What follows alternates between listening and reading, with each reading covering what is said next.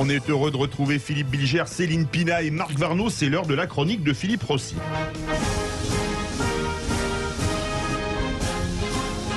Bonsoir Philippe Rossi. Bonsoir à vous. Une photo de proche d'Emmanuel Macron fait polémique. Eh oui, une photo où l'on peut voir François Bayrou, Stanislas Guerini, Richard Ferrand et Édouard Philippe présenter les grandes lignes de la campagne de la majorité pour les législatives. Une photo qui a été prise lors d'une conférence de presse qui affole depuis les réseaux sociaux, qui a créé en fait une véritable polémique. Alors, pourquoi, selon vous? Eh bien, petit indice signé Patrick Juvet. Et oui. Excusez-moi, je ne sais pas ce qui vous permet d'affirmer que François Bayrou, Richard Ferrand, Stanislas Guerini ou Édouard Philippe sont des hommes. Bon, en tout cas pour Édouard Philippe, il y a la pour barbe. paraphraser une émission de télévision chez Daniel Schneiderman. Si vous confondez sexe et identité de genre, oui, sincèrement. Exactement. Aucune parité donc, il n'y a aucune femme. C'est un quatuor exclusivement masculin qui a présenté le programme de la majorité, tollé sur Twitter. Et le premier qui a réagi, c'est Jean-Luc Mélenchon. Et oui, le patron de la France insoumise, comme d'habitude, tire plus vite que son ombre. Voici ce qu'il a tweeté. Sinistre réunion non mixte en plein virilisme du regard. L'Union populaire sera paritaire tout le temps et partout. Bim, voilà. D'autres politiques ont réagi. Par exemple, Karim Adeli d'Europe Écologie Les Verts, l'eurodéputé écologiste, a écrit ceci. Ça va les mecs, on ne vous dérange pas quand on dit que c'est pas simple pour les femmes en politique. Alors, est-ce que c'est mieux à gauche? En tout cas, c'est ce que promet Jean-Luc Mélenchon, la parité. Eh bien, par exemple, à la table des négociations pour l'Union de la gauche, les hommes étaient nombreux. Pierre Jouvet pour le PS, Julien Bayou chez les Verts, Adrien Quatennens, Manuel Bompard pour la France Insoumise. Mais il y avait également des femmes, Mathilde Panot, encore Manon Aubry pour la France Insoumise, Sandra Rigol chez Europe Écologie Les Verts. Pour l'instant, il y a une quasi-parité. Une photo doit être prise demain samedi, une belle photo de la gauche qui risque quand même d'être aussi 100% masculine si jamais elle ne regroupe que les chefs. Affaire à suivre. Céline Pina, est-ce que cette photo vous a choqué? Les quatre, Richard Ferrand, Stanislas Guerini, Édouard Philippe, Alors moi, François Bayrou. Elle m'a surtout fait rire parce qu'ils tirent tous la tronche. Et alors, ils sont censés en fait être à un mariage, certes, de raison. Donc on se dit, ils devraient pourtant essayer au moins de... Mais la deuxième chose va peut-être vous surprendre, mais dans le fond, c'est à peu près la même chose qu'avec cette histoire de Premier ministre femme. On se dit, sincèrement, qu'est-ce que je m'en fiche que la Première ministre soit femme, homme, que ce soit une femme noire, lesbienne ou un homme hétérosexuel, blanc.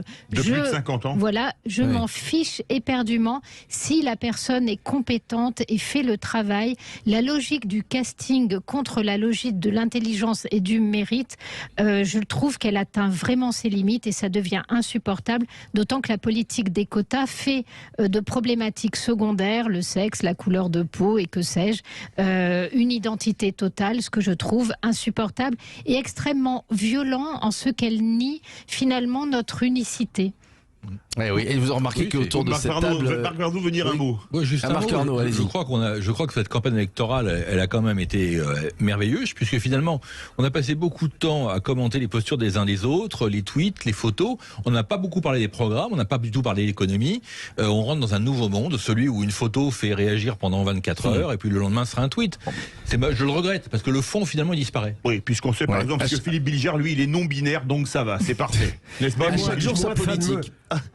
Mais Philippe, moi, ça ne me gêne pas du tout de voir ces quatre personnalités masculines dans la mesure où je n'ai jamais été un fanatique de la parité. Je ne verrai aucun inconvénient à un monde où il y ait plus de femmes que d'hommes dans certains secteurs ou l'inverse ailleurs. Je trouve que la polémique est ridicule, là, franchement. Allez, on poursuit. Avec un petit top 3, un top 3 des candidats les plus insolites qui se présentent aux législatives. Oui, parce qu'il y en a.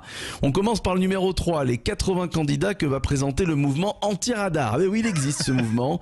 Derrière ce parti, Jean-Louis Soulet, son programme prône la suppression des radars, vous vous en doutez, la fin du permis à points ou encore un prix fixe pour le samplon à 1 € le litre. À la deuxième marche du podium, on retrouve un prince. Et oui, le prince Charles-Philippe d'Orléans. Il se présente dans la 5e circonscription des Français de l'étranger. Je vous ai réservé le meilleur pour la fin. Le candidat qui se trouve à la première marche du podium des candidats les plus insolites, c'est une femme. porte-parole du Parti du Plaisir. Ah. Mais oui, elle sera candidate à Paris. Elle s'appelle Cindy Lee. Je vous donne son programme. Elle est favorable à la réouverture des maisons closes. Elle propose par exemple, et c'est intéressant, des cours de séduction dès le lycée. Ça peut servir à beaucoup d'hommes. Elle dit pas si l'option si ça sera une option au bac ou pas. Elle Il y veut aura également travaux interdire pratiques ou pas? Voilà, on ne sait pas s'il y aura des travaux pratiques, effectivement. Elle veut également interdire les religions et supprimer les frontières. Ah oui. La candidate Cindy Lee qui chante également. Tiens, je vous propose d'écouter une de ses chansons. Ça s'appelle Blablatage.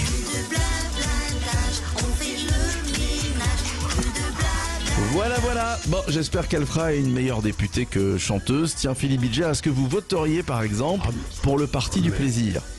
Mais comment refuser un tel programme?